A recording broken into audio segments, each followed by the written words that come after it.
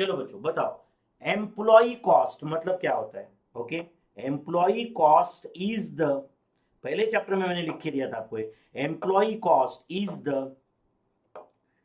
The cost of human efforts, cost of human efforts. Employee cost is the cost of human efforts, correct or not? Employee cost is also, employee cost is also, employee cost is also one of the significant element of total cost, significant element of total cost. Employee cost is also one of the significant element of total cost. Generally second highest in manufacturing organizations, second highest in manufacturing organizations, and highest in service sector organizations, highest in service sector organizations, correct है? जो employ cost होता है वो manufacturing company में, जैसे मान लो Tata Motors, Bajaj auto, ये manufacturing companies है, इनमें कॉस्ट का सबसे बड़ा एलिमेंट क्या होगा? मटेरियल कॉस्ट होगा. But in service sector organization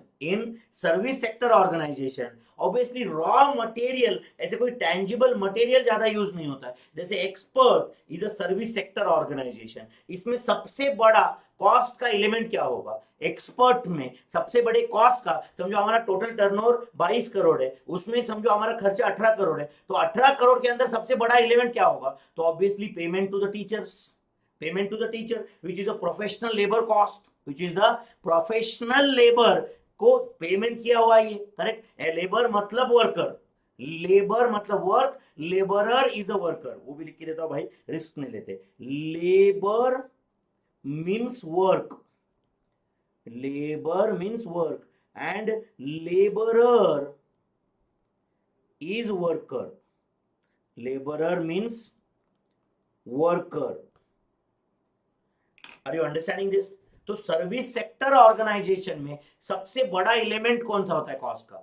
service sector organisation में कॉस्ट का सबसे बड़ा एलिमेंट कौन सा होता है? तो इट्स अ, बोलो, एम्प्लॉय कॉस्ट और लेबर कॉस्ट. तो क्या लिखा है मैंने? Employee cost is one of the significant element of total cost, generally second highest in manufacturing organization and highest in service sector organizations, highest in service sector organizations, my friends. Yes or no? तो obviously सब लोगों को पता है, जैसे material cost को दो part में डिवाइड करते हैं, वैसे ही लेबर कॉस्ट को दो पार्ट में डिवाइड करते हैं, that is direct labour cost and indirect labour cost. सबको पता ही what is direct labor, what is indirect labor. Direct labor cost becomes the part of prime cost of various jobs, indirect labor cost becomes the part of overhead cost and it will be apportioned over various jobs. तो labour cost is divided in two parts. पहला है direct labour cost and next is indirect labour cost. चलो लिखो बच्चों, direct labour cost and indirect labour cost. Direct labour and indirect labour, direct labour cost and indirect labour cost, my friends. Direct labour cost, indirect labour cost. Okay, what is direct labor cost? What is direct labor cost? आप लिख रहे हो क्या बच्चों ये मेरे साथ? आप लोग तो एक सब क्या बोर कर रहे हो, लिख के दे रहे हो. मेरे भाई ये बेसिक इतने नोट्स तो बनाया करो ना, मैंने मटेरियल्स में भी बना के देते. देखो बच्चों 2-3 महीने के बाद में ना, मैंने जो सिर्फ बोला है आपको, बट आपने लिख के नहीं लिया है ना, वो याद भी नहीं आएगा. समझा कि मैं क्या बोल रहा हूँ? समझ में आएगा, आपके दिमाग में अंडरस्टैंडिंग रहेगा, ओके, बट वो लिखने के लिए याद ही नहीं आएगा. उसके लिए क्या हेल्प करेगा? ऑनेस्टली बताओ आप मुझे कमेंट में, इसके लिए क्या जरूरी है? What is direct labour, what is indirect labour, आपको पता रहेगा बट लिखते नहीं आएगा. समझ रहा है ना? इसलिए एक स्पेसिफिक वर्डिंग भी जरूरी होता है ना, उसके लिए नोट्स लिखना जरूरी होता है. Yes, very good. ओके, तो direct labour it is defined as, लिखो बच्चों, it is defined as it is defined as, okay, the cost which can be, आपको पता है the cost direct मतलब the cost which can be identified with the cost unit cost center, it is defined as cost which can be identified with, which can be identified with and allocated to cost center or cost object, to cost center or cost object. The cost which can be identified and allocated to a cost object, cost center, product, जो बोलना है बोलो. And indirect labor cost क्या होता है? It is that labor cost. It is that labor cost. Indirect labor cost is that labor cost which is not possible, which is, हाँ बोलो, not possible, which is not possible or economically feasible, or economically feasible to trace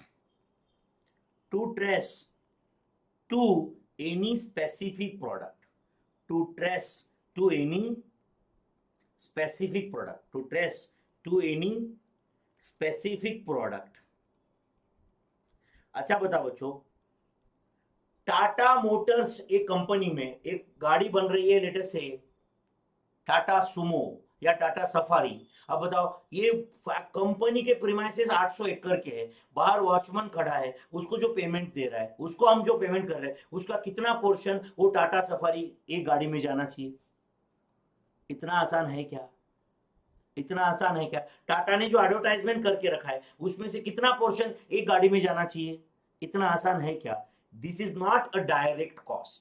This is not a direct cost, right? It is to be indirectly included in the cost of various products, but it cannot be directly traced with a specific product. Factory maintenance manager, factory supervisors manager, अब बताओ ये सब indirect workers है. Clerk का salary, accountant का salary. अब बताओ बच्चों, ये कोई डायरेक्टली स्पेसिफिक प्रोडक्ट पे काम कर रहा है क्या? बिल्कुल भी नहीं. जैसे कि अब समझो, ये लेटेस्ट से, राइट, ये कॉस्टिंग का बैच, ये एक एक्सपर्ट का एक प्रोडक्ट है. विनोद रेड्डीज कॉस्टिंग का बैच, ये एक्सपर्ट का एक प्रोडक्ट है. ओके, अब बताओ, विनोद रेड्डी को जो पेमेंट कर रहा है एक्सपर्ट, उसके लिए is a direct labour cost. But अब बताओ, बाहर वॉचमैन खड़ा है, यहाँ पे मैं आने के पहले यहाँ पे एक आदमी पूरा सेटअप करके चला जाता है, कंप्यूटर ऑन करके चला जाता है, लाइट वाइट चालू करता है. मैं तो राइट 6:45 को आ जाता हूँ, वो तो 6:30 बजे आके ये सब करता रहेगा. Are you understanding this? अब मुझे बताओ बच्चों, ये कौन है? अब बताओ, वो एंड ये जो भी सेटअप करता है वो सिर्फ मेरे बैच के लिए नहीं करता है, वो यहाँ पे आता है, फिर प्रशांत सर के लिए सेटअप करता है, सुशील सर के लिए करता है, ये सब कुछ कर रहा है वो. Are you understanding this? Right. फिर उसके बाद में एक्सपर्ट का काम करता रहता है दिन भर. अब बताओ बच्चों, he is the indirect labour, he is the indirect labour, correct और not? Not a direct labour. Is that clear my friends? Yes और no? So indirect labour cost is that labor cost which is not possible or economically feasible to trace to any of the specific product. And सब लोग जानते हैं कि it is included in prime cost. It is included in prime cost. Direct labor cost is included in prime cost, and obviously indirect labor cost is, it is included in overhead cost. आप लोग ऐसे कौन सा overhead cost? Factory overhead या selling and distribution overhead या administration, depend करता है वो कहाँ पे है. फैक्ट्री मैनेजर रहा तो फैक्ट्री ओवरहेड्स में जाएगा, अगर एडमिनिस्ट्रेशन मैनेजर का सैलरी रहा तो एडमिनिस्ट्रेशन ओवरहेड्स में जाएगा, सेल्स मैनेजर का सैलरी रहेगा, सेल्समैन कमीशन रहेगा, राइट, ये सेल्स डिपार्टमेंट के रिलेटेड कोई खर्चा रहेगा, डिस्ट्रीब्यूशन डिपार्टमेंट का कोई खर्चा रहेगा, मार्केटिंग रहेगा तो सेलिंग डिस्ट्रीब्यूशन मार्केटिंग में जाएगा. करेक्ट, डिपेंड्स ऑन वो क्या है, राइट, वो कौन से ओवरहेड्स के अंदर जाएगा वो डिसाइड होगा. But it will be included in overhead cost, इतना तो पक्का है. It will be included in overhead cost, ये तो पता है. यस और नो? तो ये हो गया